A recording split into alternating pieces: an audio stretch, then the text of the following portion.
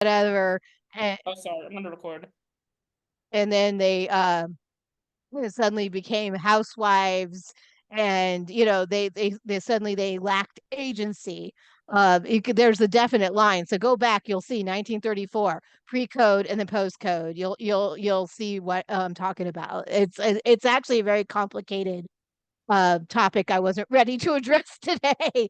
But you'll see that there was so much going on before Hays Code. It Bingo, actually yeah. was mind blowing how well written some of those women characters were before Hays Code. Absolutely, bingo, yes. I don't know who knows about the Hays Codes, but there are two measures of success, and I do not know how to do GIFs. I don't know, Seth, do you do GIFs when you create decks or whatever you do for work? I don't know. Sometimes. This guy was like, for Not the for PowerPoint me. provider, you have to create diffs. There are two measures of success. One is how are women portrayed on screen? Did they get good roles?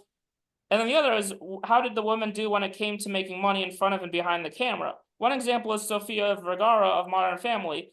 A lot of people criticized her for sexist the Latina, spicy Latina stereotype, and her response is basically, I don't give a shit. I'm taking all this money to the bank. She's like, I like these roles. You can't, again, so like you can't say that, you can't ignore, I think and again, I'm editorializing, but you can't ignore the fact that women benefit from certain roles, and there are two ways women benefit. You can't say one at the expense of the other. So let's go to the very beginning, which is the Biograph Girl. So the very first star to ever become a movie star, to ever become known. Anyone ever heard of the Biograph Girl? Maybe I guess Adam Yeah. probably was the most knowledgeable. Florence Lawrence.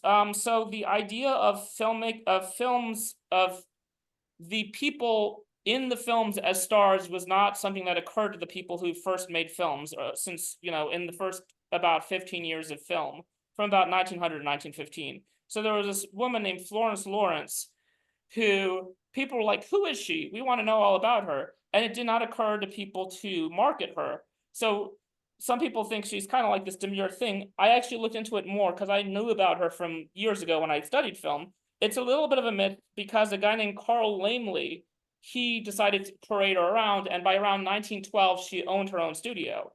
One thing a lot of people don't know is that in the first 2 decades of the film, from 1900 to 1920, there were 20 women who were studio owners.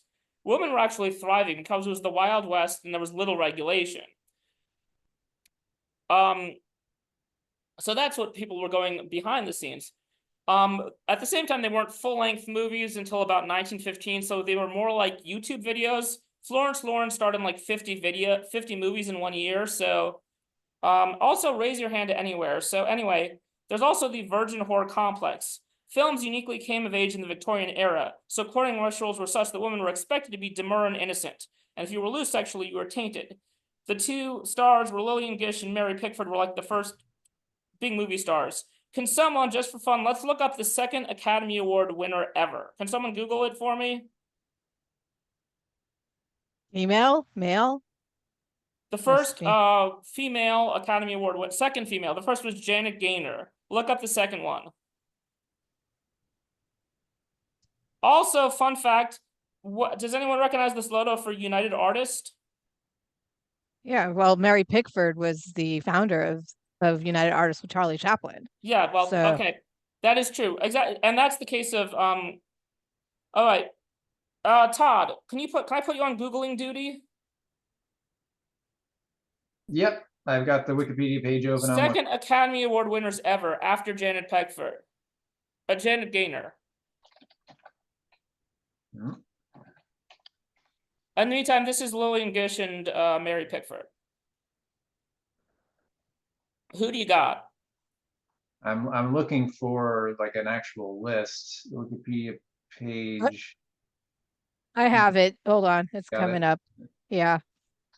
Okay. 1927 is Janet Gaynor. You're right. Mary Pickford was 28, 29. So yep, Mary And what did Pickford. I Mary was right. Pickford win for? She won for Coquette. Can anyone look up coquette in the dictionary?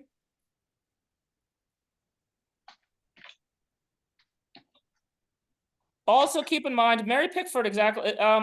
While you're doing that, I will say the era of like women owning studios ended because the woman who discovered Florence Lawrence, Carl Laemmle, he actually failed.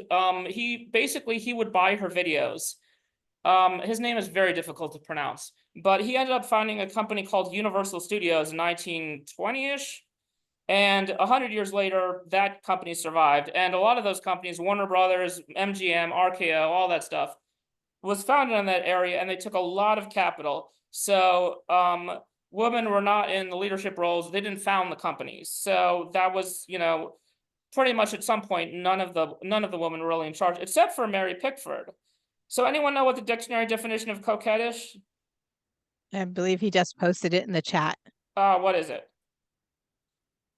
Flirt, someone who's knows how to flatter and manipulate men. I had a with charms different to get what you definition, want. but yes. A coquette refers to a woman who flirtatiously seeks the attention of men with admiration.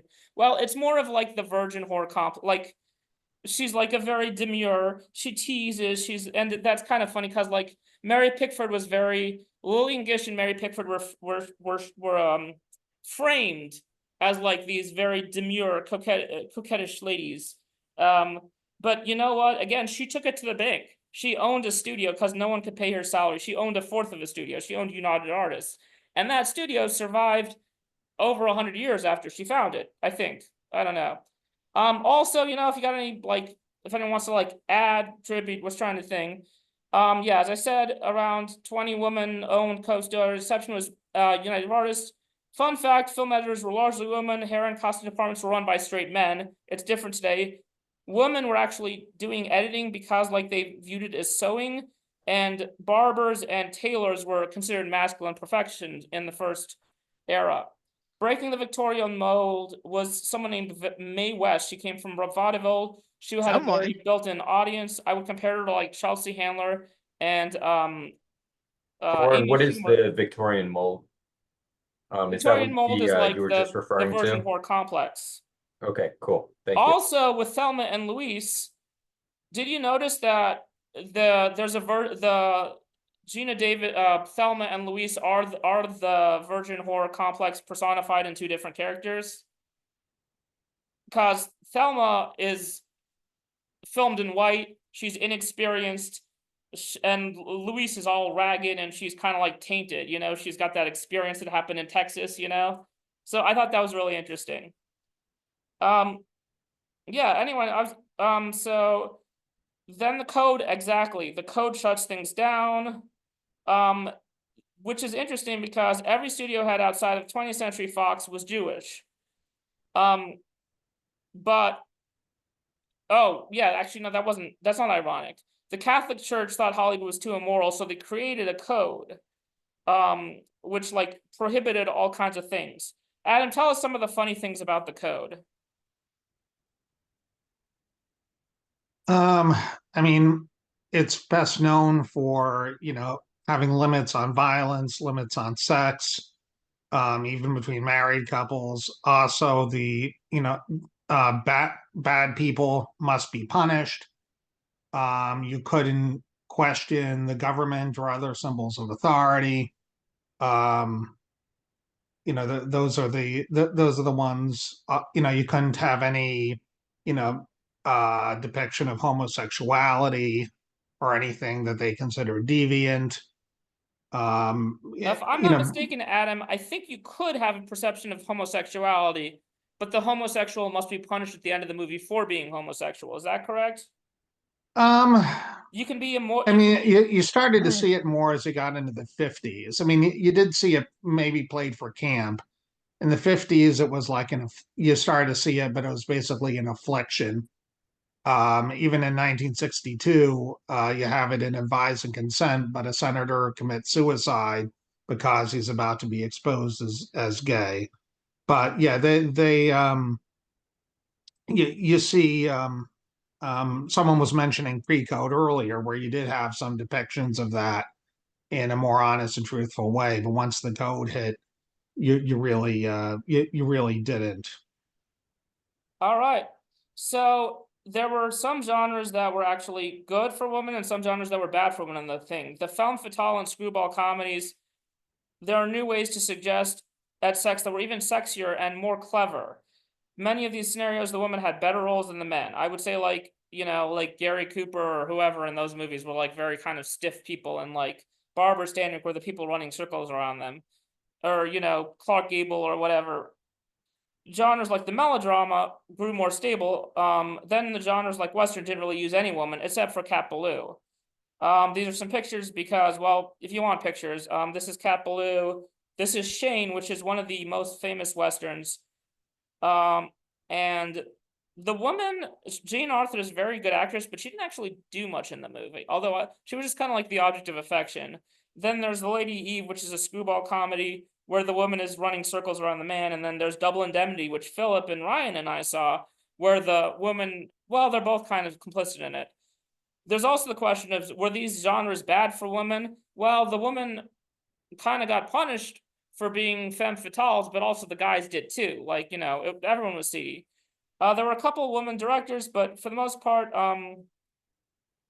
many stars dating back to Greta Garbo, but they also had power because money speaks. And if a woman commands a lot of power, then people gave them, you know, Greta Garbo was given permission to rewrite lines and contribute to the script.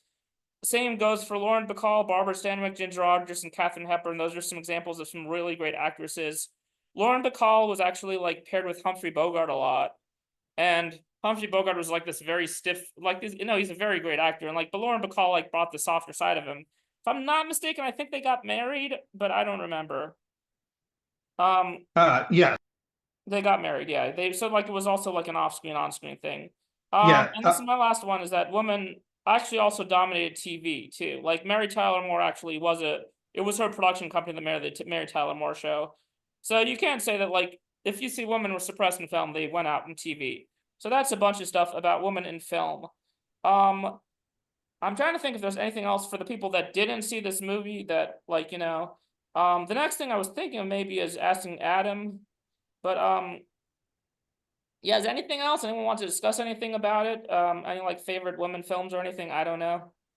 So just to make sure I'm understanding correctly, the idea is that we are pivoting from a presentation about feminism and early women in cinema and more into a conversation that's directly about the movie.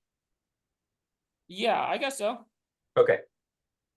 No, I don't have anything on the presentation. Appreciate you putting it together.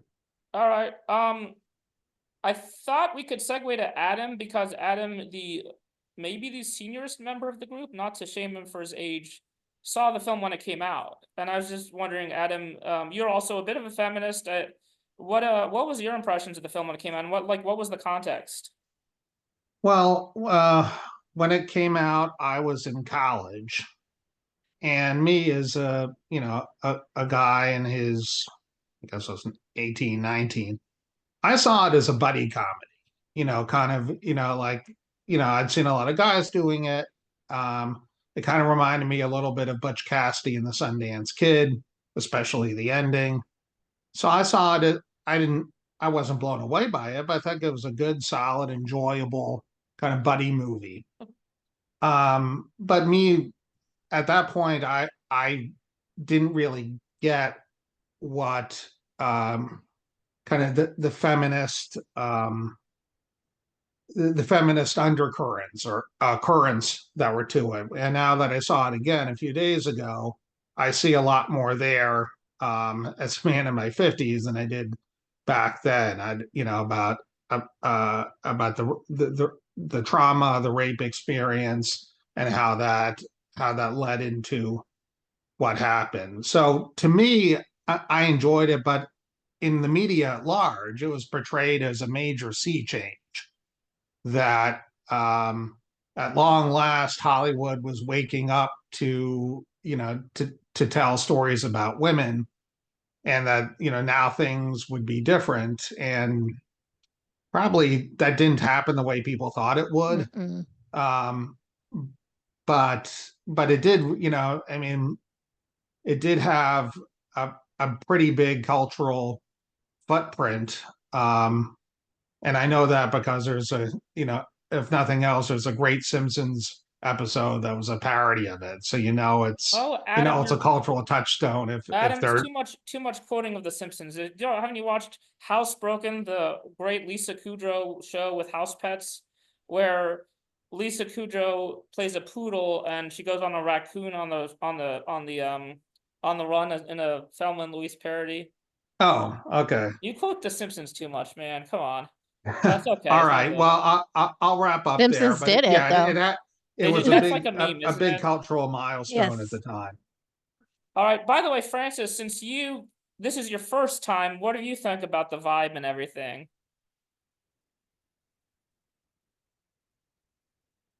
Or whatever. That's okay. All right. So, yeah. Now, what was the context of like? What was the context of like? Yeah. The theater goers, you thought it was a major sea change. Did anyone else kind of detect that? That was like kind of different from the era. Well, if it was different from the era, I mean, it's Ridley Scott, so it's going to be well crafted no matter what the content is. At least at that time, I find Thelma and Louise to be a mixed bag, honestly. It's well written and very competent, but there's some really poor choices these characters make throughout the movie that I think they need to own a little bit more. So, but we could go into it more. No, Um, we could totally do that. It is an anti-hero film, but oh, also, Adam, actually, my thesis is technically that women have always had those opportunities.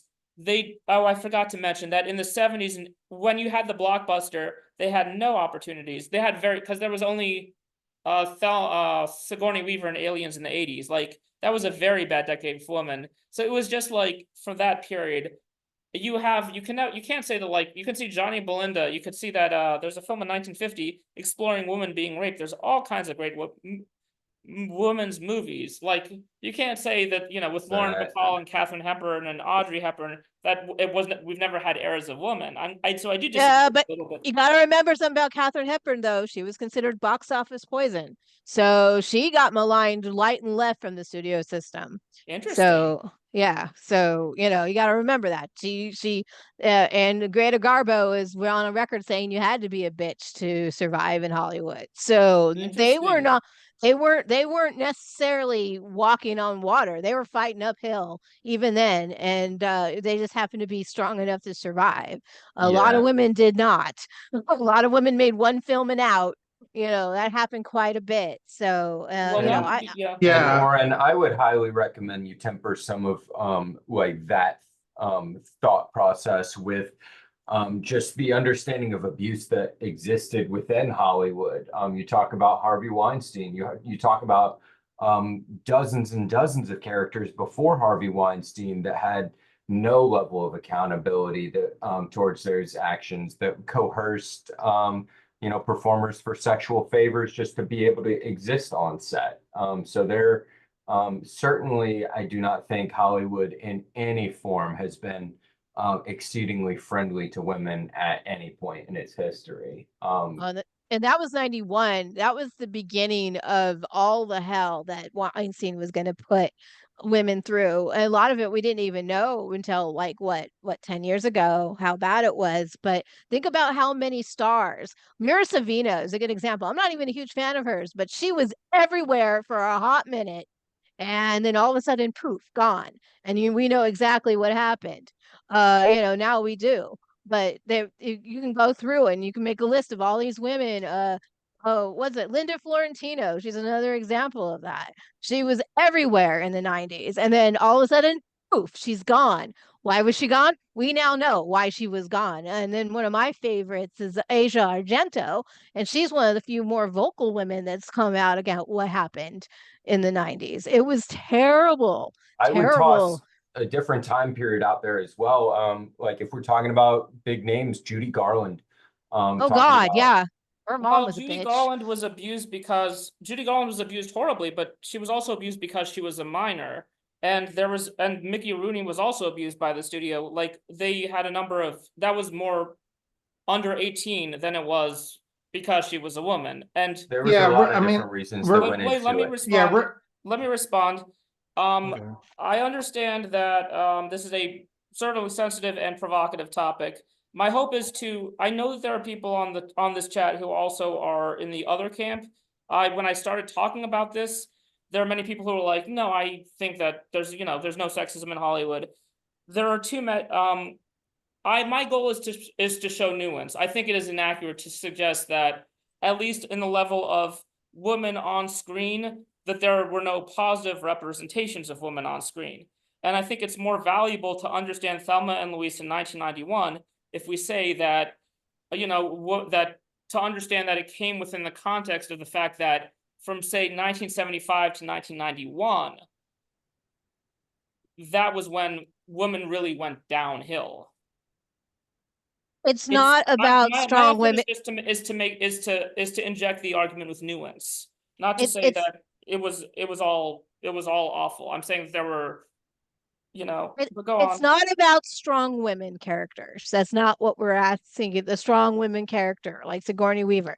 It's about getting well written female characters, and that's where Thelma and Louise actually stood out. Is that it was one of the few times you got some really well written. But I actually think the writing was pretty strong, but the performances really upheld those characters, and it's a well written characters, and that's what women want. Because Julianne Moore is one of my favorite actresses. Look at her catalog. None of her characters are strong women characters, but they're all well written. There are there are certain problems that plague women. Of course, the casting couch, and also the fact that women do not get the same roles as men when they as they age, and also blockbuster culture doesn't favor women. I'm not denying that. I'm just saying that to suggest that Thelma and Louise is the first woman, or that, like, I love seeing a strong, kick-ass action woman. My problem is if you present a kick-ass action woman and say this is the first, when I might have seen 20 before it. There's been an Oscar winner in the lead female actress category every year since the 1920s, and many of them are very strong. And I did say in my Oren, I parameters, would this say is that about representation on screen too. So I am not familiar with the argument that this would have been a trailblazing feminist movie. So to me, that comes off as kind of straw man to have set up that argument and then try to knock it down when, that's not something I've heard. Maybe it exists in certain communities, but yeah, I think that it was a very feminist movie in a lot of cool ways. Just seeing two women ultimately reject like what the societal expectation was, and watch it go so radically, just because the series of decisions are each easier to stomach than a life within, the societal expectations for them, was really cool to see. I don't know if this is, Oren, would you think that this is like not like a keystone, or it is kind of like a keystone, like a shift in thought in Hollywood? Could you repeat the question? I guess I'm trying to understand your position, Oren, of whether you think this movie was or was not a like significant movie in Hollywood the feminist history and the timeline of feminist portrayals. I think I think that it's all about feminism. I think the movie is a great movie. It should be celebrated, and it can't be celebrated without the context of feminism. I just think there's nuance. So to suggest that Hollywood is less friendly than any other industry, Hollywood is far more friendly to women than, say, the air conditioning repairman industry, or Wall Street, or like, there's nuance, is what I'm saying. Is like, it's our responsibility, if we're talking about film, to talk about the exact degree about oppression, to not overblow it, to not underblow it either, because there are people on both sides. And why are we talking about that in the context of this movie is, I guess, what I'm trying to ask. Well, because Adam said that this is the first film to feature two strong female leads, and I'm saying I don't believe No, I didn't think he said that. Oren, that's not what I said. I said at No. the time it was considered a major sea change. Yeah, I agree with that. Well, we Yeah, I don't have to don't. make it as argumentative. We can go back to I some. wouldn't say that it was the first one to have two strong female leads. No, that that's not accurate. Anthony wanted to talk. Go ahead, Anthony. I was just going to offer a thought, and someone can either correct me or clarify for me, because I'm not at all familiar with a majority of film history. Just to put that out there, I saw Thelma and Louise 20 years ago, which was about 10 years after it first came out, 10 and change. My question, I guess, is, um, do you think that it receives a significant amount of credit for having two strong female leads because of, I don't know what their star power, if Gina Davis and Susan Sarandon had star power back then, or if they were just coming into their own as celebrity figures, as actresses. But do you think that the box office significance, or just the fact that it came out during the time period that it did, when culture and technology was shifting in a certain way, is that what might have caused it to stand out compared to any previous films? Again, I don't have examples because I'm not a huge film person. I'm just asking that. I think pretty much everyone else here probably has more expertise than I do. So I don't know if that might be a reason. Just putting it out there. Davis, Todd, did you have an answer? Or do you want me to answer? Todd, go for it.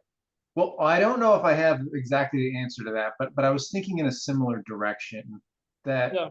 you know, there's I don't know if cyclical is quite the right word to use, but I think there's a generational kind of waves. And I think that it seems to me that it hit at a moment, it had the right combination of qualities. I mean, you'll see this with movies, right? Well, you'll find a movie that kind of stands out, and if you look back a few years, you'll find some that have similar themes, that have similar story elements, right? But they didn't cause the same, they didn't hit the, and was that the public, where the public was it because of the star power, or how well written it was, or how well produced it was, right? That this combination of factors came together to make it stand out in the social consciousness. And so I think would that imagine maybe- a lot of well-written and well-acted films never get their due credit within culture, regardless of when they came out. So that's why I kind of threw that idea out there. I was going to talk a little about Susan Sarandon and Gina Davis because they're both really incredible people. So that might be a good time, and I'll try to be brief again. Basically, Gina Davis had already won an Oscar for this point in The Accidental Tourist 3 years earlier. She also auditioned for Saturday Night Live. So she was pretty high up. Susan Sarandon had been acting since the 70s. She acted with great directors like Billy Wilder and George Roy Hill. She acted alongside Robert, a bunch of big people. She also, in the 80s, she was nominated for an Oscar and a Golden Globes. And she also was nominated for a bunch of stuff in the 90s. So they were both pretty hot at this point. And you also had director Ridley Scott, who is probably the best director of his generation, if you say that his generation's the 80s. I mean, because he did Alien, he did Blade Runner, because he came a little bit after like the 70s guys. And so like and Ridley Scott is also interesting because this is kind of what might be called a creator's oddball, in that it's like his only film, maybe, no, I don't know, that isn't like a big epic or a sci-fi thing, or one of his few films especially. So people were probably intrigued by that, and I think he did a great job, and the screenwriting was really great. I think it's a really great screenplay. My thing is that the performances of the actresses are really strong, and it's like they're at the top of their game. I think the chemistry is really good, you know. I was going to talk about the anti-hero a little bit, but we can also, and I also want to mention to Seth that I didn't want to be like, I want to celebrate the movie. So like, it's all about celebrating the movie, like, and celebrating the performances of, you know, and the role of these women. Oh, also, Gina Davis almost made the Olympic archery team in 2000. She recently took up rowing in hopes of making the Olympic crew team. She was 3 spots away from making the 2000 archery team. She also is possibly the only person to star in a TV show and win an Emmy for it and get canceled in the same year. She was in a TV show called Commander-in-Chief where she played the president before Julie Louis-Dreyfus did. And she founded the Gina Davis Institute for Gender Studies, where she studies equity of women in media. So she's also invested in the whole women's issues in media thing too. I got something in the chat that says, if the presentation, I choose taking it done so we can see each other. Oh, you are correct, Adam. Good point. Yeah, let's turn it over to the floor, I guess, about other things. I wanted to talk about the anti-hero, and like the whole evolution of that. But like, what else do people want to talk about? I guess what made the film great is kind of the direction we're heading it right now. So, Lauren, if you could just hit the stop sharing button. okay, but then no one can look at my art, and I got great art. See? All right, hold on a sec. Is it better now? Mm-hmm. All right. Yeah. Why don't we do a moral exercise? Because this is about the anti-hero. So there are 5 bad things. There are 5 more amoral things the characters do in the movie. 1, they kill the rapist. Number 2, they lock the police officer in the trunk and put but they do push air holes. 3, they blow up the guy's gas tank who's taunting them in sexist ways. 4, they rob a store, and 5, they ignore Harvey Keitel's request to speak to them, which puts them on the point of no return of the law. Like, they don't take the olive branch. Let's say that you guys are like you are going to judge them like St. Peter would judge them, whether they go to heaven or hell, based solely on everything you've seen in the movie. And you're judging their morals.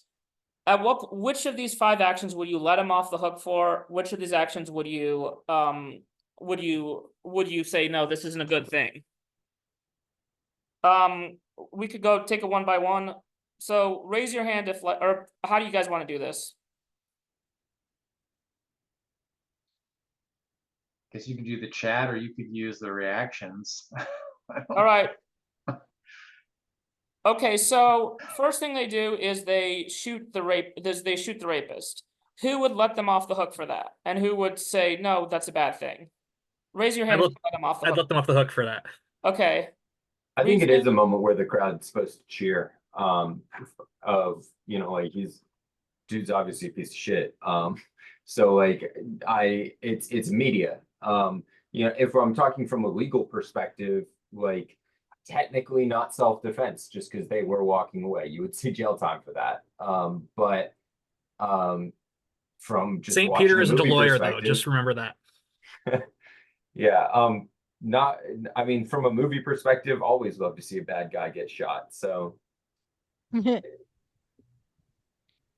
Yeah. I mean, she probably did save someone else from getting raped in the future, and absolutely, in the grand moral sense, a rapist getting taken off the planet is not something I'm going to cry about.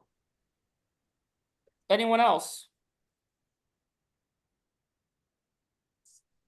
I'll go. Go ahead. All right. I know you guys probably don't know this movie because most of you will not know genre like I do, but there's a film from the late 70s called I Spit on Your Grave. And what it takes place is a 15-minute rape sequence followed up by her killing everybody one by one. So on a film perspective, I'm not going to be necessarily upset about a rapist. Now, let's go to the actual situation that happened with Thelma and Louise. Technically, it was not self-defense, but I said this earlier to Oren. I think a good lawyer would get I think Thelma was right. They should have turned themselves in immediately. Because I think a good public defender would have talked down the sentence and might have even gotten him off the hook because of of Louise's previous trauma, which would have been on record. Now, she did it in Texas. I totally understand her despising Texas because that's a big plot point in that in Thelma and Louise. Excuse me, but um, I don't go by it as morals or amorals. It's not for me to judge that way. I'm judging on their choices. Did they make good or bad choices? I Now think the that best clear. sorry to cut you off, just to keep track of time. Um, I was almost done, dude. Okay, No, sorry, Oren, then let go her ahead. let her go. Oren, if you could pipe down. Thanks. Yeah, no, did they make choices that were going to make their situation better or worse? And they constantly were making poor choices and making worse choices. Now, up to a point, they actually could have gotten out of it. And Harvey Keitel was saying that the whole time. But once Gina Davis held up the store, that was it. It was done. There was nothing they could do to redeem themselves in the eyes of the law. And then worse, they put a cop in a trunk. If you do anything to cops, they would have been shot. They would have killed them. So whether they should have driven off the cliff or not, I'm not sure. That one I always think is a little bit of a cop out. Reminds me too much of Tommy Wiseau in The Room, but it's really I don't consider them moral or amoral. I just think they're good and bad choices. Todd? Yeah, so I mean, I think it brought up a point that I was, when I originally saw it, clueless about many, many years ago when I was, maybe a teenager. I don't remember exactly, but what came up as I was watching that was so much of, the experiences that I haven't had, that I hear, particularly in, the last 10 years or so, that I've become more aware of, like, what did Louise experience, right? What does she know? What does she believe about how, Harvey Keitel's character, like, he's saying these things. We get the perspective. We see enough of his actions to eventually be able to judge that he meant what he said. But You there's no didn't know that. particular reason for Louise to trust him, one, and Mm-hmm. there's no particular reason, even knowing what we know, to be able to trust that he would be successful at what he wanted to do. Exactly. So right from the get-go, unless you've lived in Arkansas and know how people are treated under those conditions, and maybe some folks have some sense of that. Me watching the movie this time, I thought to myself, man, I really don't know if Louise is making a good decision here or not. I would tend towards that it's better to turn yourself in because of all of the consequences downstream. But it's hard for me to make that judgment because I really don't know. There certainly is an implication there that women aren't listened to, that men, get away with these things, that, any defense that they put up is like, we might think about situations where we can imagine the defender, presenting a strong case for them and getting them off on either, temporary insanity or self-defense. But you could also just as well imagine a scenario where the court, turns a complete blind eye to those things or shuts them down. And so I think, you could go at all points along in the movie and ask those and bring those questions up. And depending upon your perspective, your judgment could be very different. So, A missing plot point for me was when they were driving away from the diner initially. There was a couple of scenes that spoke to, like, hey, like, there were a couple women in here. There's really not a good way for us to identify who that was. And then it kind of just skipped to like cops showing up at her house. And it's like, did they find somebody? Did I miss them finding somebody that like wrote down the license plate? I just felt like it'd be a stronger narrative connection if if our two leads knew that they had been identified, or like said, like, I used the credit card, so they're gonna find us. Because otherwise it felt entirely like it's, I mean, that area in like in early 90s is like, you can get away with murder as long as the cops don't see you do it in front of them. Like, just drive away.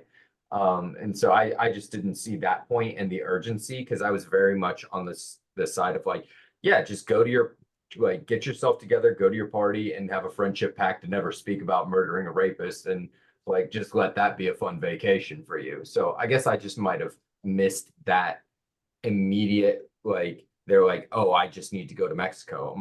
I had a surprise response to that of like, why are you going to Mexico? Like just go about your life. I don't know if someone else saw something that I didn't.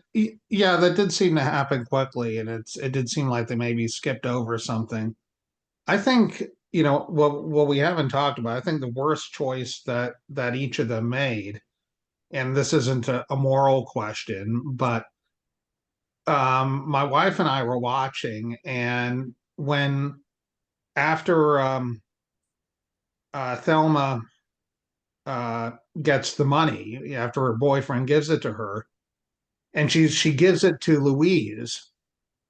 My wife was like, why would you do that? Yeah. The whole movie established that she's flaky, that she's unreliable. Why would you give her the money to hold? And then of course that sets up the biggest one where she leaves the room with someone who admitted to robbing banks, just leaves him alone with the money, and then is surprised when he steals it and is never seen again. And that's really kind of the linchpin, because before that, the one, they had the murder, which we talked about, and I agree, a good lawyer could have explained it. But once the money's gone, then she decides to rob the bank, and that's kind of the point of no return. That's what I just said. Yeah, I don't agree with exactly. that. Because I think that, well, the way I'd rank him is I would say that shooting the rapist, it's flight or flight. Robbing, people get robbed every day, and she was a very nice robber. I don't think anyone, if you get robbed by someone and they're like, I'm sorry for robbing you, it's not that traumatic. And the bullet holes, I wasn't sure how that worked. If you put bullet holes in the car, is the guy gonna survive? The tanker actually is not a victimless crime, because when I was in the Panama Canal a year ago, and I recognized that size of a tanker could actually power like all of Northern Virginia for like 6 months. So like that company is gonna be screwed. That guy could go, the guy who owns it could go bankrupt. That guy's life is ruined, so it's disproportionate. But the main point I had was that I think they not taking the olive branch given them by Harvey Keitel, because he was the nicest. He went above and beyond helping them, and at that point, they signed their own death warrant. But none of them know that. They don't know that. We see I think it, that's a but they more. don't. Wait, can I finish and then I'll let you? But I think Harvey Keitel is actually the hero of the story, because he is the morally best character. He's just not the main character. But it's their story. They're the two best characters. They're great characters to follow. But he actually is if you look at it a certain way. But I think Todd made a point. It's like, we know, because we get to spend time with Harvey Keitel's character, that he's a good person and he wants to do the right thing. But Thelma and Louise just have these short phone conversations. They don't know who he is, especially given the experiences they have. There's not much that would lead them to think, oh, we can trust this guy. Actually, that does change my mind significantly. Sorry, when I get a chance, I want to add on. Oh, please, Todd, go ahead. Okay. Yeah, so one of the things, as I was watching, this was one of the things I was really watching for, because I didn't remember exactly what he did, and he did prove himself ultimately through his actions to show that he did mean what he said. But why is he not the hero? He doesn't actually have the agency that he claims to have. He can't do anything. He's unsuccessful. And that's because of the context. He's not the one in control. If he is a hero, he's like a Greek tragedy hero that tries his best but fails in the end. Yeah. I actually don't even understand why it seems almost illegal it's a homicide in the middle of nowhere with one death. You take 4 cops to do 24-hour surveillance. That's got to be a waste of taxpayer money. Like, it must be a really slow day in the state of Arkansas for that. They would have gotten away with that murder. Well, hold on. Problem. Cross state lines, so they got the feds involved. Yeah, the one guy's a fed. Yeah, that's what that's what my wife and I were saying. There must be no other crimes going on now. Nothing at all. Just that. I mean, well, that actually speaks to another interesting point, right? Is that there was someone who wanted to make a case. There was someone that wanted to, I mean, it was the FBI guy, Yeah, right? the Stephen Tobolowsky, his character. Yeah, Mm. And right. it's also interesting because this movie actually does have a bunch of great character actors too in it. Stephen Tobolowsky he's played a wide range of characters. Well, what Well, do you think? Go this ahead. is a year before his career-defining role as Ned Ryerson in Groundhog Day. Adam, I am about to do something that happens very rarely. I'm going to prove you wrong. Like Groundhog Day came out 2 years after this movie. It's very rare when I'm smarter than you about Oh, something. 2 years? Okay. No, Yeah, I do that remember was because I 90. actually watched it in All the right. theater. I was a very small kid. But anyway, I apologize. What do people think about the whole anti-hero, angle of the whole movie? Like, I don't know where it fits in the context of other great anti-hero movies, but anti-heroes are all the rage in TV these days. So, Yeah, when was what am I thinking of? The man and the woman, Robert Redford and Bonnie and Clyde. I was thank just you, about Bonnie and to. Clyde. Yeah, I was Yeah, just about to chat that. yeah. I mean, definitely felt like there was an element of that being referenced, right? Mm-hmm. Anti-heroes. I'm a horror fan, so Definitely. I love all the anti-heroes. So I mean, and villains. I love villains. Villains are fun. They're fun characters to play. They're fun to explore. But it's also easier to be a villain and an anti-hero than it is to portray a good guy with nuance. So there's that going on too. It's harder to But write a hero. yeah, If I at may the risk. continue, oh, Philip, sorry. go ahead. Philip's going to Sorry. chime No. in. Sorry, y'all. Hi, my name is Philip. If I may Hi, Philip. contribute, appreciate it. If I may contribute, I think that in terms of when we talk about an anti-hero, we talk about someone who, it's the weight of, I mean, if we were to use going on the moral context, the weight of sin, I would say, in terms and just the compounding and almost a snowball effect of bad decisions by Thelma and Louise. It bolsters their roles as anti-heroes, because when they could make the right decision, they could turn themselves in, not they could not have Thelma leave a bag full of money with JD. They just keep making these bad decisions and things that dig them deeper and deeper into this hole. Eventually, that leads them to make the decision to drive off the cliff. I think it's appropriate to call them anti-heroes, because when they are presented with the better decision or the right choice, they don't make it. Mm-mm. I Yeah, like that but anti-heroes. they're very again. I'm going to go back to Butch Cassidy and the Sundance Kid for a moment. There's never a moment in that film when you're not rooting for Paul Newman and Robert Redford. And kind of the same thing. There's never a moment in this film where you're not rooting for Gina Davis and Susan Sarandon. Other anti-heroes, they do things that, like, they hurt innocent people. And but in this case, just about everything they do, they kill the rapist, the cop. Okay, maybe the cops iffy, but the truck driver whose truck they blow up, well, he's an asshole. So you root from them so it's really kind of straddling the line between anti-hero and hero to me. Adam, I love that, and the whole time I was thinking that to me it was less a movie about the two of them being bad, and it was more of the villainy that they were moving forward with. Just begs the question of highlighting why the seriousness of thinking about the life that they would return to, not just through the ramifications with the cops, but just the absolute prison that was their lives and the inescapableness of the societal expectations for them. And so I think that it did a really cool thing within the film of the villainy, any villainy that they enacted highlighted kind of that this was the better option for them between that and the evils of like just how much like they were confined. And I think that in the process of that, what made us even more on their side is that, yeah, I mean, you're out on the open road in the West with a gun. You're celebrating like American freedom.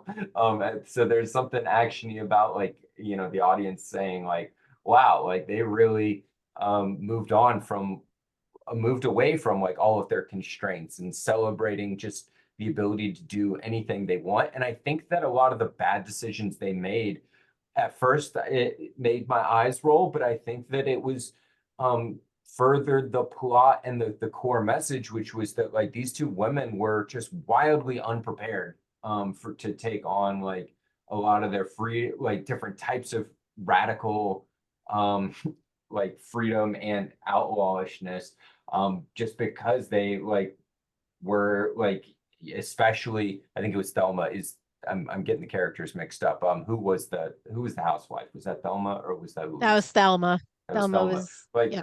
she just was a doofus, and like, but there was no reason for her. She was especially kind of an idiot, but there was no real reason for her to have a lot of skill sets. Like the film kind of threw her out there as a babe into the real world. And I'll wrap it up by just saying that like I think that it fit the character really well, and it didn't undermine or make either of those characters unlikable. I think it was just kind of a celebration of incompetent people trying to do the right thing and just escaping from a bad situation. Seth, I think that was a really excellent point about kind of the open range and the way they used the scenery. And that was part of the reason I think they hired Ridley Scott, because they wanted an epic feel, if I remember correctly. Ryan wanted to say something. Ryan, are you there? Ryan, you said you wanted to speak. I think he's still muted, it looks like. I am. Well, I feel that what would have pushed them over from anti-hero to villain, particularly in that movie being made in the early 90s, is if they had kids at home and if they left to go on a road adventure and they not only left their husbands but they left their kids.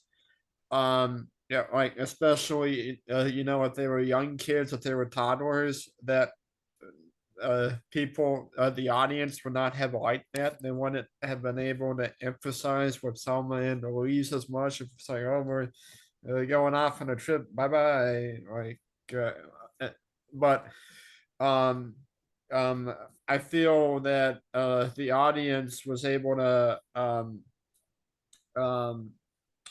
like Thelma and Louise better because they're like the boyfriend and the husband really were not that great men.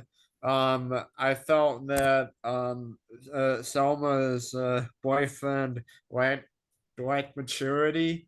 Like right before he proposed to Selma, he quit off the table, and that really didn't come across well. And then Louise's husband was a slob.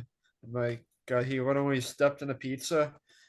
And so the fact that the boyfriend and the husband were immature and slobs, like watching that, we don't feel as bad knowing that Selma and Louise are going to leave them. But if they left their kids, then like it would be pretty horrible.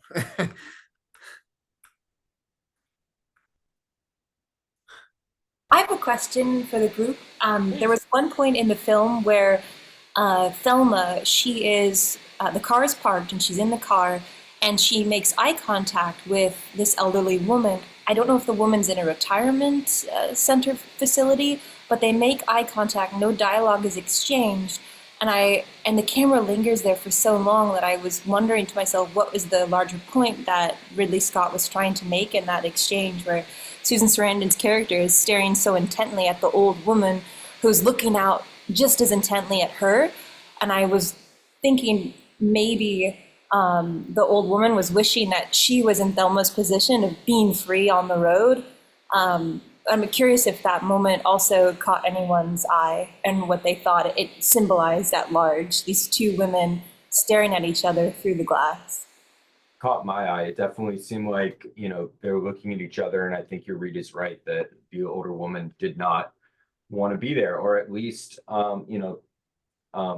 Louise or Thelma, when looking at her, said, "Oh, like this is really the end of a life that I don't want to live." And I think it helped it helped their decision right at the end to be a lot less surprising to me. That like ultimately perfect freedom and making your own choices is the route that they want to take, even if it doesn't lead to old age.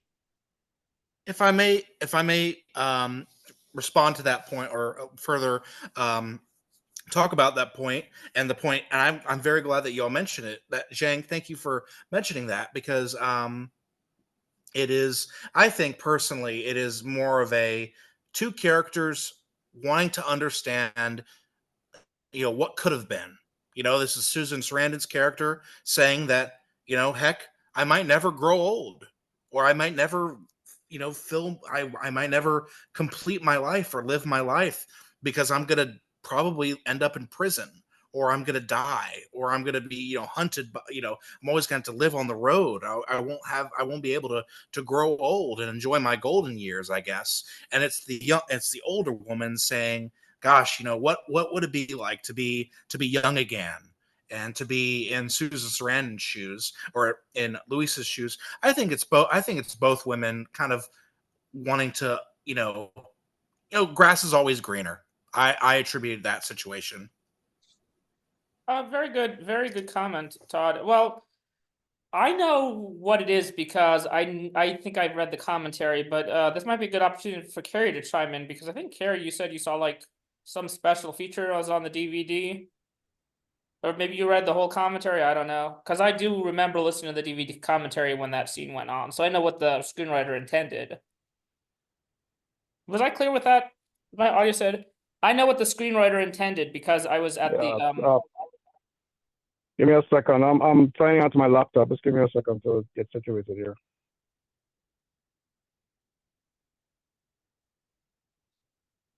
Well, the answer is probably slightly closer to what Seth said than what Philip said, although they're both good comments, and neither of, I mean, the screenwriter doesn't have a monopoly on how it's interpreted, I guess, would be the short of it.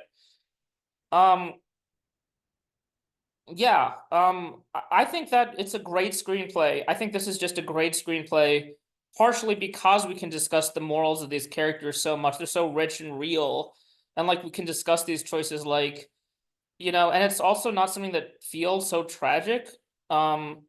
Personally, I feel like tragedy can be really hard to take I used to watch the show called House of Cards, and this bad guy kept getting away with bad things. Same with Breaking Bad. I fell off of that because the Walter White character was just evil, and I was just like, it's too much for me. Like, these people they kept him in such a gray line that it kept him so interesting to me,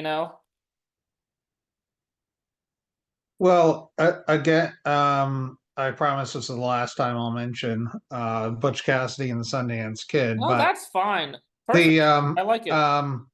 The ending of that film, you don't, it's implied that they were both got shot many times, because you see the army gearing up and you hear the gunshots, but you don't see them. You don't want to see them die.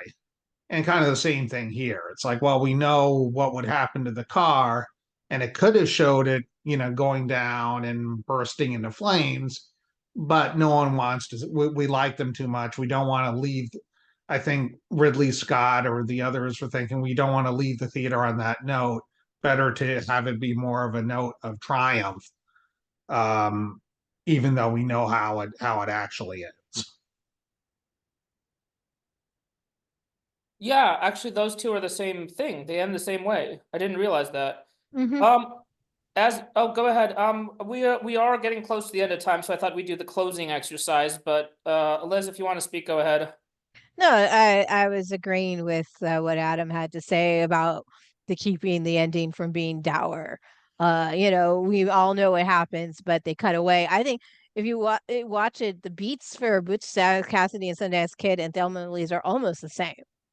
Not plot wise, but beat wise. What each section and they leads up to an ending where they take it's about agency. Both movies are about agency. And it's just that one's about a female agency and one's about two men. I mean, I love both those movies for that reason. I'm just rambling now. So, Adam, thank you. Yeah, and it's also a movie where, again, it is actually that they're female characters makes it stronger. Because I mean, I read a comment that said that, well, women are more, but I don't know if that's a sexist comment, but women are more like external. They're more with their emotions or something. So like, these are two of the more externally emotional anti-heroes that we've ever seen on film, which is, I thought, an interesting way to look at it. Are we ready for the closing exercise, or do we want to talk longer? Let's leave it to the table. Hi, here. I was switching devices. Are you here for the closing exercise or to add something before the closing exercise, Carrie? You're asking me something before about one of the features I watched. I didn't catch the whole question. I kind of answered it. It was basically why they were looking at the diner, because I know that it wasn't the feature. Why in the diner or the robbery, Well, I'm not understanding the question. Thelma and Louise made eye contact with the two old ladies. Hold on. I'm trying to remember what we're talking. If you want, you could just summarize the special features. Like, is there anything we missed that's in the special features? How's that? Well, I mean, nothing that would have, with the Abyss, for example, the extended director's cut, it made it virtually a whole different movie. But there wasn't anything as dramatic as that with the deleted scenes and special features for Thelma and Louise. It's just a little more exposition. The 1 hour documentary, it went a little bit more into the sex scene between Brad Pitt and Gina Davis and about the whole process. And it was a much longer scene that had they left it in the movie, it would have been probably NC-17 or X rating or something. So they had to pare it down. And Brad Pitt they interviewed Brad Pitt about that, and he said that the one thing he feared about the scene was getting too aroused, visibly aroused during the scene, and it actually happened, and he was quite embarrassed by that. He was a fledgling actor at the time.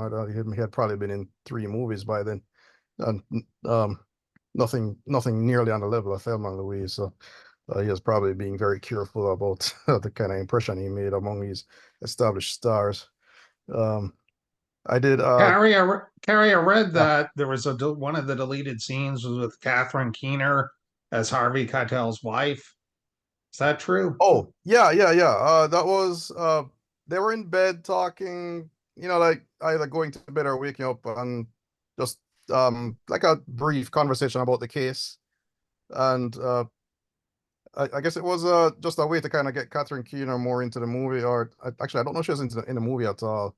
Besides that, Catherine Keener, I imagine I don't know much about her career, but I guess she's a big star as well. Yeah, it was it was a pretty quick, maybe a 90-second scene that they cut. It wasn't any there was nothing crucial in the deleted scenes that I saw that really would have that being deleted hampered your understanding of the movie. There was something where when they found out who committed the crimes, they found out that they lifted some fingerprints from I think it was from the car that the rape was taking place on. They lifted fingerprints, and that's how they matched up. Realized it was Thelma and Louise and whatnot, and they went through databases of cars of the types that they drove and whatnot. Yeah, a lot of the deleted scenes have to do with the police work behind the scenes leading to them fingering Thelma and Louise as the suspects. That would have connected what I was talking about earlier. So that is fun to know that they removed it. Okay, I maybe I missed what you said earlier, Seth. No, I had just said that it felt weird that they it felt like they should have gotten away with that murder by just driving away. No one seemed to see them or anything, and it didn't. And then all of a sudden, the police showed up at their house, and it didn't make a lot of sense to me. But funny to Right. know there were some deleted scenes that spoke to that. Right.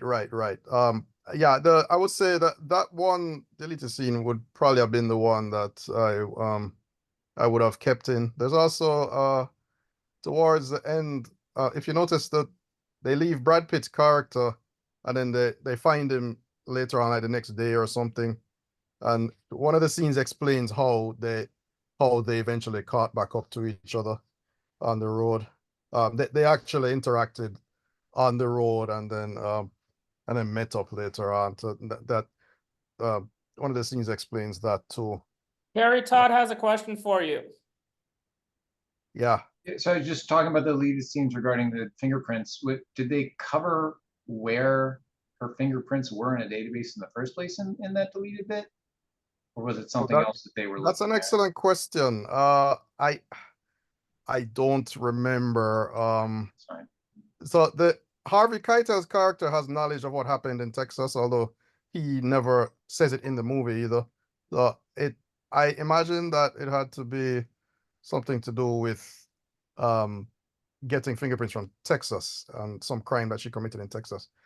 That's the best I can do for that. I don't remember exactly how. I'd have to watch it over again. Yeah, there's a few other scenes that there's the one major deleted scene was an extended cut of the ending with the car going over the canyon.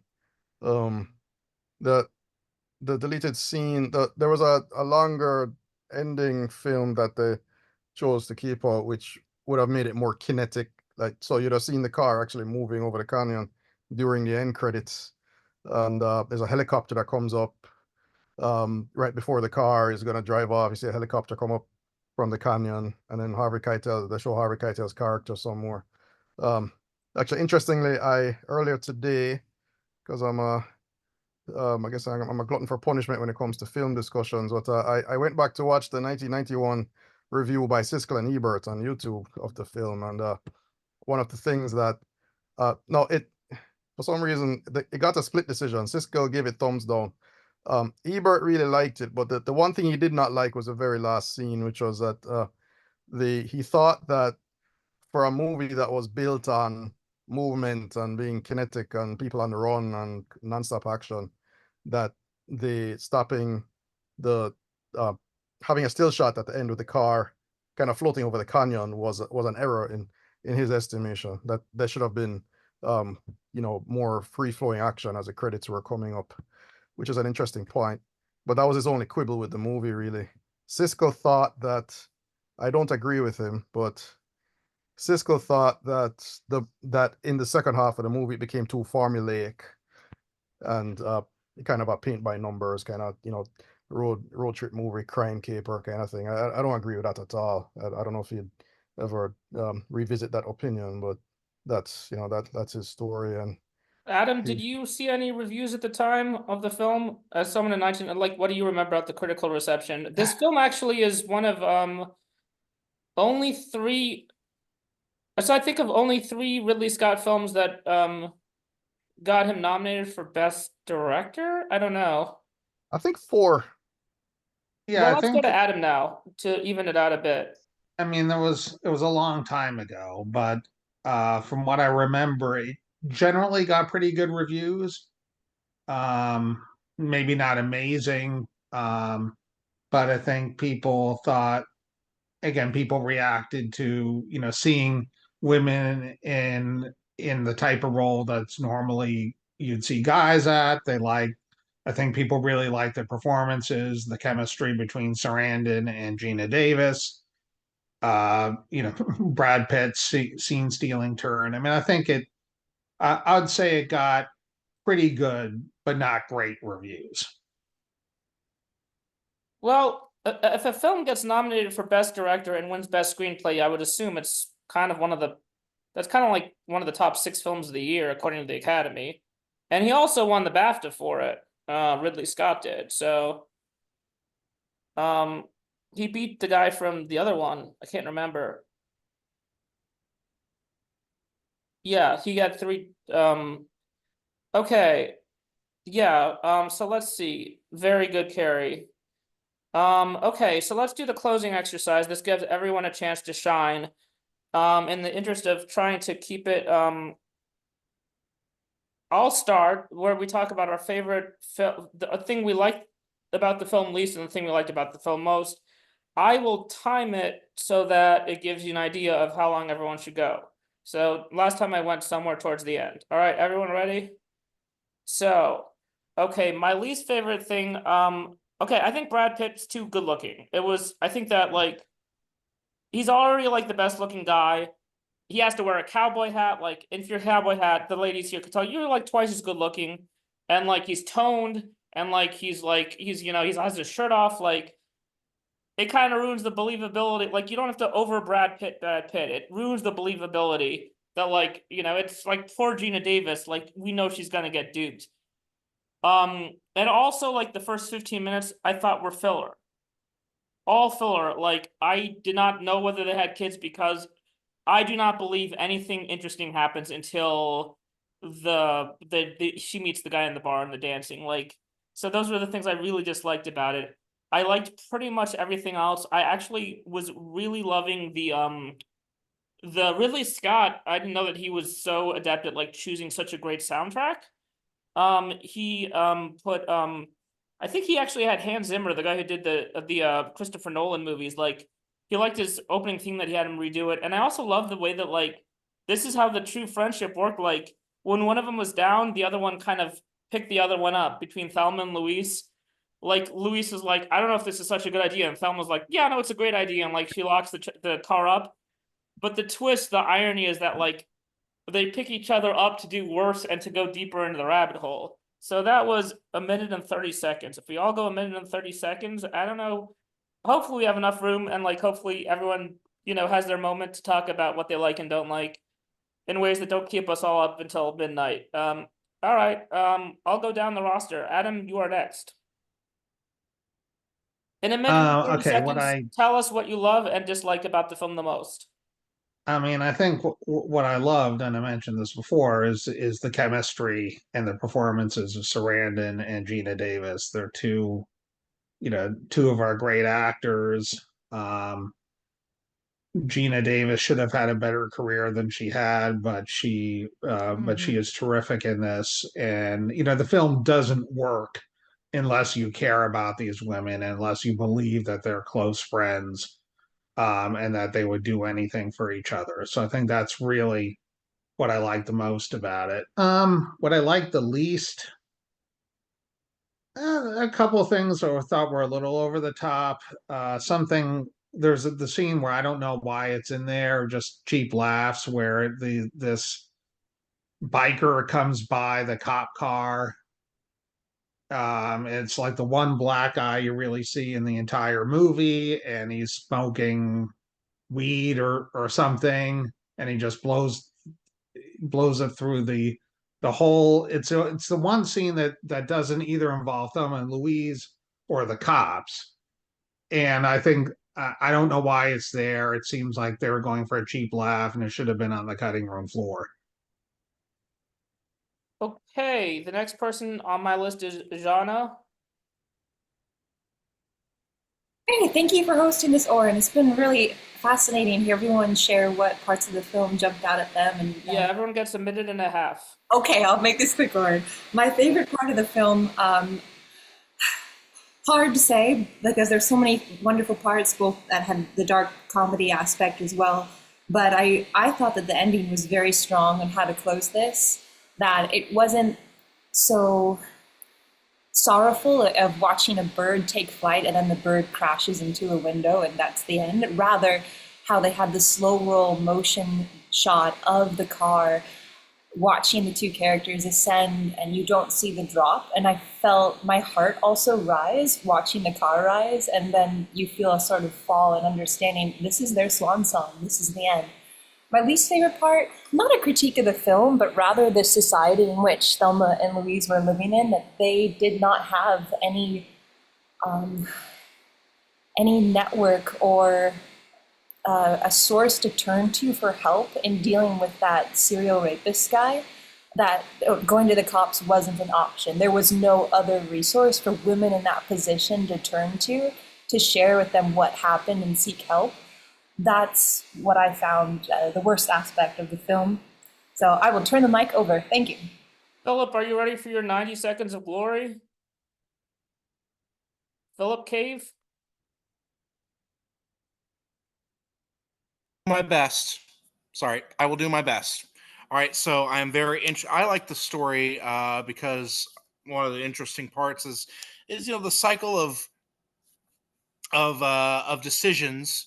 Every decision has a consequence, and this snowballing of bad decisions and just bad luck, I would say, and just it all snowballs into the fact that eventually the you reap what you sow, and it's kind of the cycle of the cycle of decisions. Everyone needs to account for that for those decisions, and I think that it was just a very interesting take on this, or a very interesting way to end it. Of course, everyone knows the famous part of the ending, but I think that it just goes to show that things catch up to people, and and there are multiple ways of dealing with this stuff, as embodied by almost a literal army against this one T-bird. These decisions, and everything, what goes around comes around, I guess, in terms of decisions and things like that. I also really appreciate. So that was one thing that I really thought was interesting about the film. Not really anything bad to say about the film. I thought the chemistry was great, going off of what a lot of people have said, and yeah, I just thought it was a pretty, a decent movie. All right. Yeah, I'm so happy so many people liked it. All right, Carrie, it's time for your 90 seconds of good and bad. All right, I'll give it my best shot. I'll echo Adam on this one. A movie like this is the matching of the leads will make or break a movie like this, and I think that the both leads are very well matched, and their performances were superb. Adam earlier mentioned Butch Cassidy and the Sundance Kid, and that it's like we think of Robert Redford and Paul Newman as a pair for that movie, and I think they did some other movies too, but primarily for that one, I think we think of them as a pair. But if they were lesser actors, or they were mismatched or hated each other in real life, I think that it would have been a far lesser movie. And the same for Thelma and Louise. Besides that, the screenplay, like you mentioned, Aaron, the score, the soundtrack, the casting, all around was everything was just, it's a really superb film. The cinematography was fantastic. I think I got nominated. We didn't really talk about that much tonight, but all the cinematography was good. Particularly the shots towards the end with the driving and the canyon and all that. I think my least favorite thing, just kind of a pet peeve of mine, and that I don't always like to have unresolved issues or endings in movies. We never find out really what happened in Texas, and that was kind of a sore point for me.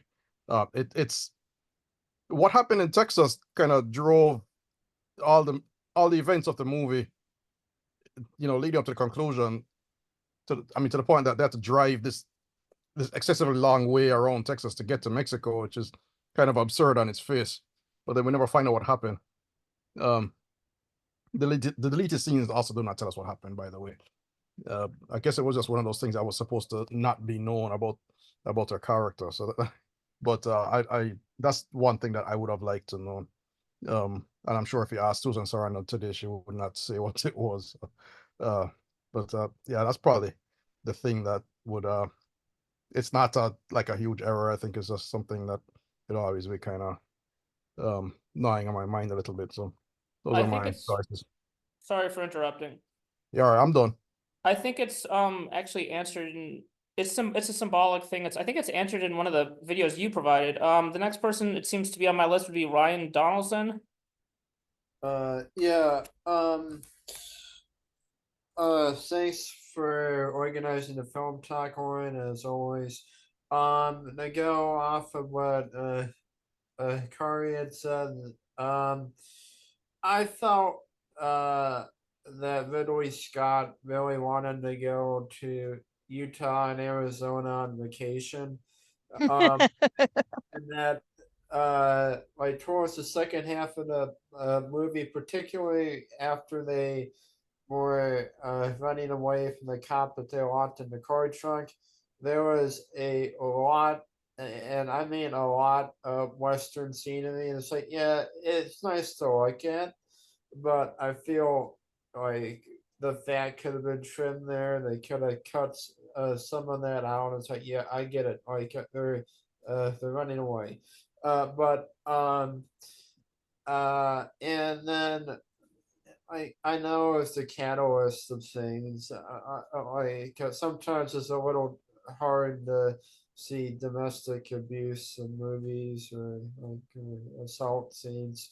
On a personal level. But and then something that I liked. Um, I liked. I felt Selma and Louise because they were both waitresses or they were blue collar. They were very relatable. Like I felt that was relatable to most Americans. Um because they might also be coming from that background. And then the scene where they blew up the truck, even though it was amoral, that was kind of entertaining to watch, and I enjoyed watching it with Philip as always. You enjoyed watching with Philip. Oh, Philip and you watched the film together. Yeah, next time you got to get some more friends to watch it. Then we'll get, because you said there. Yeah, well, it's based on what we pick next. All right, it looks like the next person would be Seth. Seth. Hey, yeah. Least favorite part of the movie is petty, but a couple of their driving scenes for a movie that they're driving across the country, they were just bad CGI, like just bad like rolling paper in the background. Like it did not feel like they were actually filming that on the road at all. And it was pretty obvious. So that's my biggest point. Greatest joy in the movie was, I mentioned it in the comments, but just how good the actor was that portrayed the husband just being a piece of shit, uh, and just incredibly selfish. I thought it just added a comedic element through the whole thing that was absolutely peaked when they called back and he was nice for 2 seconds because the cops asked him to be, and she immediately hung up and was like, okay, well, the cops are there. So I thought it was just a perfect, that was my favorite moment in the whole film. So I'll cede my time. Christopher McDonald was the actor. Okay, yes, I'm not too much. I think he's in. I think he's on Madame Secretary. Anyway, yeah, okay. Anthony, it's over to you. Well, my least favorite thing, I'm gonna agree here with EKG, what she was saying earlier about how it was just the fact that they kept making the escalating bad decisions throughout. I really feel that they should have, once the money was wired to them, they should have taken off and fled. Of course, there would be no more movie, most likely, but that from a logic standpoint, that's what it's like you watch the movie and you're like, why do you keep making all these bad decisions over and over again? So I agree there definitely that was frustrating for me. What I like best about it was, I would have to echo what Xana and Philip and Carrie all said, the ending, the driving over the cliff. Because I remember when I saw it, I was shocked that they ended the movie that way, that they actually went through with that. Um, I think it's debatable whether or not, the still shot of the freeze frame versus having an inferno of the vehicle crashing. People can I don't have any preference either way. People can debate that until the cows come home. But and that last line that'll live in infamy in my head of "Let's keep going," phenomenal. So that was my. I agree with pretty much everything else everyone said about the acting though throughout. All right, Todd again. It's Todd is the birthday boy. You were really quite the trooper because last time you skipped a family reunion to be here. Are you sure this is the best use for your birthday? I don't even know, but Happy birthday, Todd. thank you for Happy coming birthday. nonetheless. Thank you. Yeah, I was actually a little bit late just coming back from dinner, but the negatives are all little nitpicks. I certainly agree with Adam about that. The biker, it was very non sequitur. It seemed didn't really fit in a number of ways. That was a little bit annoying. But other than that, I mean, Thelma annoyed me a little bit as a person, but like it was the right kind of annoying. It was the annoying that like, okay, but you get to understand her in a way and believable. And I think that also goes to another thing I mentioned before, kind of seeing it from a different point of view years later. One of the things that I loved so much about the movie was both, I think, the believability of the decisions, that so much of them were driven by who the characters are, what they know, and what they believe, and how you could see those decisions, you could judge them differently depending upon where you're coming from. Which has been mentioned, like makes this a great movie for discussion. And so yeah, I mean that's I think one of the things that I love the most, and that is really made possible like both the great writing and the great directing and the great acting. I think it all came together because without those elements, you don't necessarily find it believable, or you aren't really engaged with the question of should they have done that? Should they not have done that? Was that okay? So yeah, that's what I loved most. Okay, and finally, let's go to Liz Gray, the person who inspired the film club in the first place. Liz suggested we all do a film of the month club, although this is her first time making it to the film of the month club. Liz, why don't you go? And you can also leave a link to whatever you want in the chat. And then after that, Adam, we will close on Adam talking about his group, which is Adam runs 2 film discussion groups that people in DC should also know about. So Liz, it's your turn. All right. First of all, thank you, Oren, for convincing me to come on today. It was fun rewatching it. I hadn't watched it in many, many years. I would say that my favorite thing is the performances. They are so good. And Oren, I completely disagree with you. I can watch Gina Davis and a half-naked Brad Pitt go at it all friggin' day. So that was awesome. I agree with that. Yeah, but I'm going to disagree with the group about the ending. I actually don't like the ending of the movie.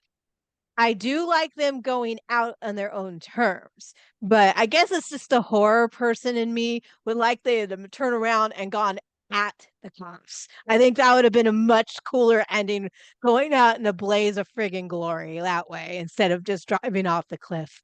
I've Well, seen a lot of movies where the ending is, oh, I shoot myself, and that's the end of the movie. And so I wanted them to turn around and go, fuck you guys, excuse my French, but ah, and go straight head on and face them, face these guys head on. That would have been, I think, a cooler ending. But then again, oh, I'm a horror geek and I'm a little bit cynical. ah, So I like darker endings. So, but thank you for having me on. And once again, I'm my Halloween group is about to go nuclear. I can't even say it right now. But Halloween Horror Movie Marathon Madness on Facebook, whether you want to participate in the actual contest or just follow it. We talk about horror until our heads explode, starting about now, going through early November. So Do you want to have a just good mention one. in the chat if there's a link?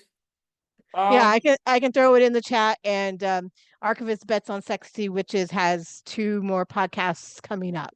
So next Wednesday and the Wednesday after. So Lastly, it would be Uh, wonderful if this group could cross over into Adam's group. Um, Adam's group, Aaron, yes, Carrie. sorry, can I say something real quick before you switch to Adam? Responding to what Liz said about the ending, if the Thelma and Louise drove into the cops versus over the cliff, I suspect that had they done that, they might have been accused of, cribbing the ending from Butch Cassidy and the Sundance Kid, and it would not have been nearly as memorable if they did that. I think that maybe so. the whole the shock value of seeing two women just voluntarily drive over the Grand Canyon is something that has stayed in people's consciousness for decades since that.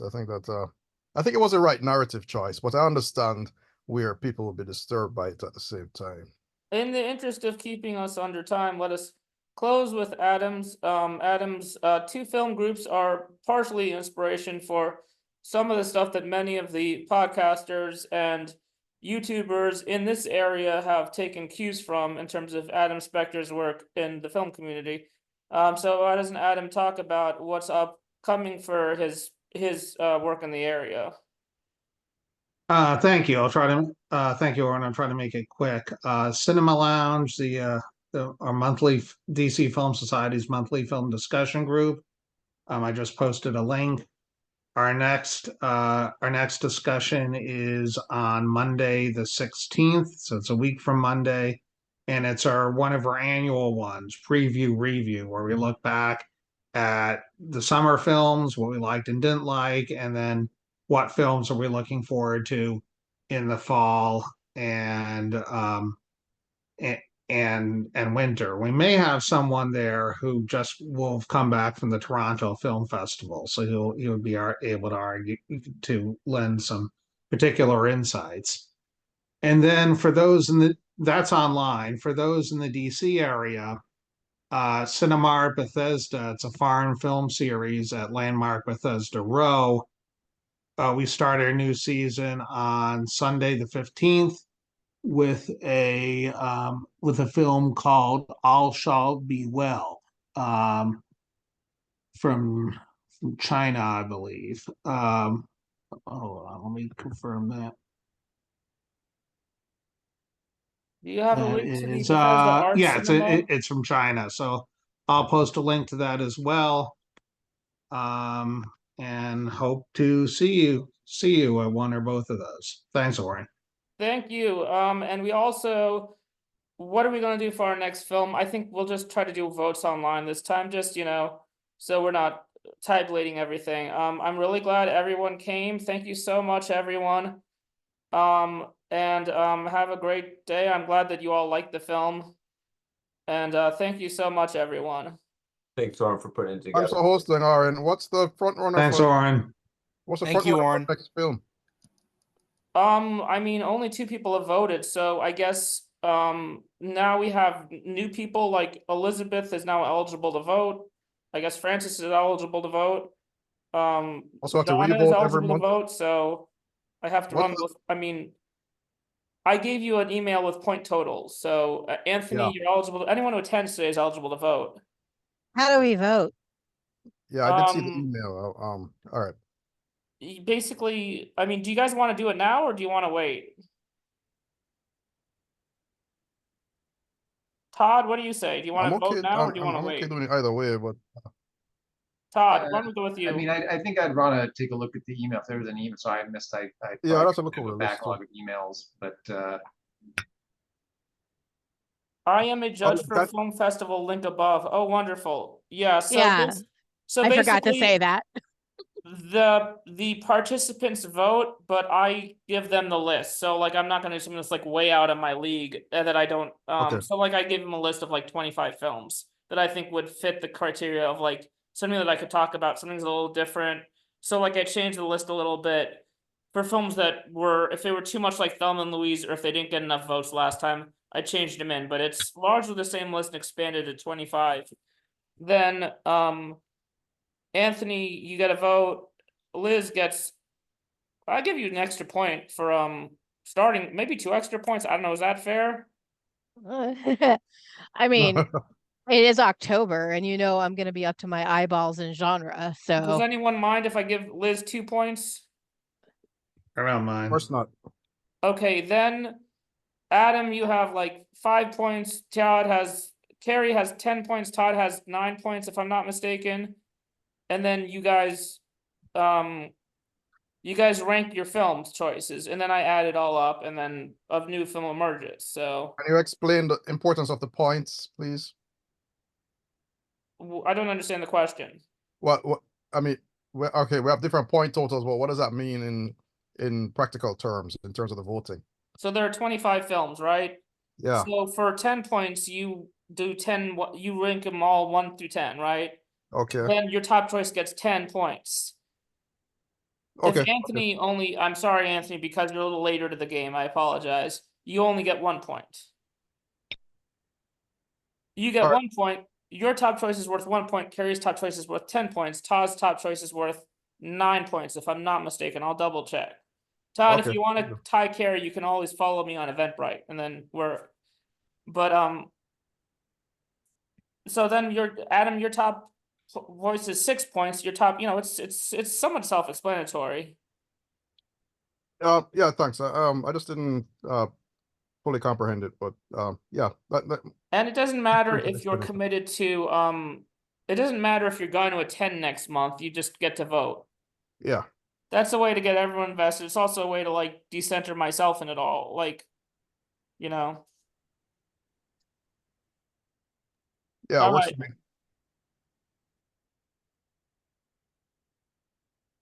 All right. Well, thank you, everyone. Thanks, Oren. Thanks for hosting, Aaron. Thanks, Oren. Good night. Have a good night. Bye.